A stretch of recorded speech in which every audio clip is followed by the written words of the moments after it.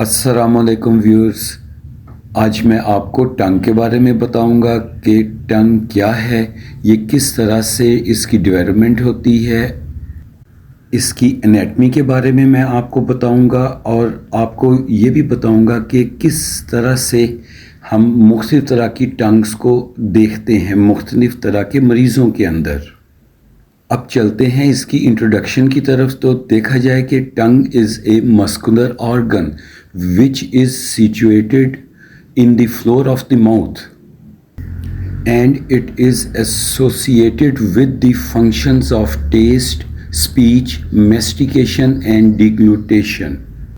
इसके दो हिस्से होते हैं, एक तो ओरल पार्ट है जो कि मुंह के अंदर पाया जाता है और दूसरा फेरेंजियल पार्ट है जो फेरिंग्स में है। अब ये जो दोनों हिस्से हैं ये दोनों के दोनों एक वी शेप सल्कस बन जाएगा, उससे ये सेपरेट होते हैं जिसको हम सल्कस टर्मिनलस भी कहते हैं। डेवलपमेंट के बारे में अब टंग की बात की जाए तो ये 4th वीक के एंड के ऊपर इसकी डेवलपमेंट स्टार्ट हो जाती है।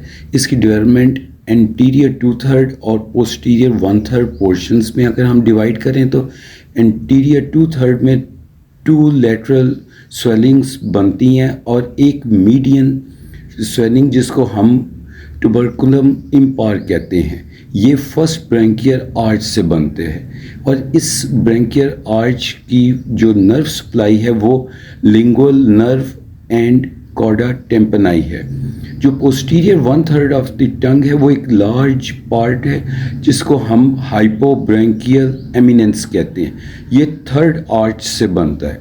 जो थर्ड आर्च की नर्व है वो ग्लॉसोफेरेंजियल नर्व कहलाती है।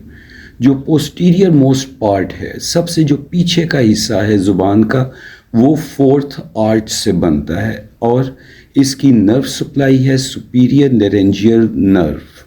टंग के एक्सटर्नल फीचर्स को अगर हम देखें तो इसका एक तो रूट कहलाती है जो कि इसके बेस के ऊपर है और एक इसका टिप या एपेक्स और दरमियान में बॉडी कहलाती है, जो कि अगर हम ऊपर का हिस्सा देखें तो जो ऊपर का हिस्सा है उसको हम डॉर्सम कहते हैं और नीचे के हिस्से को वेंट्रल या इंफीरियर सरफेस कहेंगे। इसकी रूट के बारे में अगर बात करें तो एंटीरियरली ये मैंडिबल के साथ अटैच होती है और ऊपर ये सॉफ्ट पैलेट के साथ है और नीचे जो है ये हार्ड बोन के साथ अटैच होती है। अब मैं आपको सुपीरियर पार्ट ऑफ द टंग या डॉर्सम ऑफ द टंग के बारे में मैं बताने लगा हूँ कि it is convex in all directions और it is divided into anterior 2/3 जिसे हम ओरल पार्ट कहते हैं और पोस्टीरियर 1/3 जिसे हम फेरेंजियल पार्ट कहते हैं। These two parts, the oral and the pharyngeal parts, are separated by a V-shaped groove which is known as sulcus terminalis. अब मैं आपको ओरल या पेपिलरी पार्ट के बारे में बताऊंगा कि which is located in the oral cavity and on its floor, has apex touching the incisor teeth. इसके जो margins हैं वो free हैं और in contact with the gums and teeth. In front of the palatoglossal arch, vertical folds of mucous membrane बनते हैं जिनको हम foliate papillae कहते हैं. Superior surface of the oral cavity shows a median furrow and it is covered with papillae और इन papillae की वजह से ज़ुबान की जो है रफनेस पैदा होती है। अब ज़ुबान के पोस्टीरियर 1/3 जिसको कि हम फेरेंजियल पार्ट भी कहते हैं उसका जिक्र करें तो ये पार्ट जो है ये पैलेटोग्लॉसल आर्च के पीछे बनता है और सर्कस टर्मिनरस के भी पीछे। इस सरफेस का जो पोस्टीरियर है वो बनाएगा anterior wall of oropharynx. Mucous membrane is devoid of papillae and this portion has many lymphoid follicles that collectively constitute the lingual tonsils और इसमें जो mucus glands हैं और also present इसमें भी पाए जाते हैं। The posterior most part of the tongue is connected to the epiglottis by three folds of mucous membrane. जो दरमियान में है उसे हम मीडियन ग्लॉसो एपिग्लॉटिक फोल्ड कहते हैं, और जो राइट और लेफ़्ट पे है उसे हम right and left lateral glossoepiglottic fold कहते हैं। और इनके दरमियान जो स्पेस बनती है, जो डिप्रेशन बनता है, उसको हम वेनिकुला कहते हैं। The lateral fold separate the vallecula from the piriform fossa.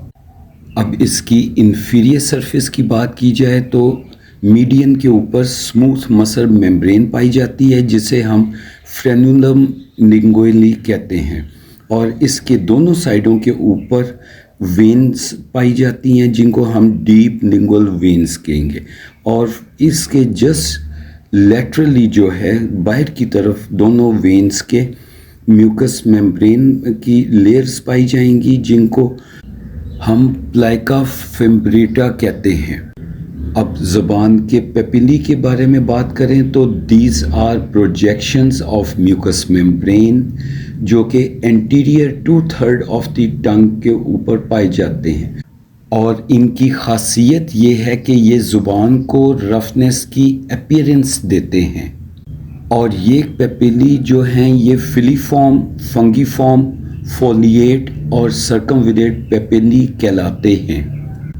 अब फिलीफॉर्म पेपिली की बात की जाए तो these are conical projections that give rise to velvety appearance of the tongue, और ये सबसे स्मॉलेस्ट है साइज़ के मुताबिक, और सबसे ज़्यादा क्वांटिटी के अंदर ये पाए जाते हैं ज़ुबान के ऊपर।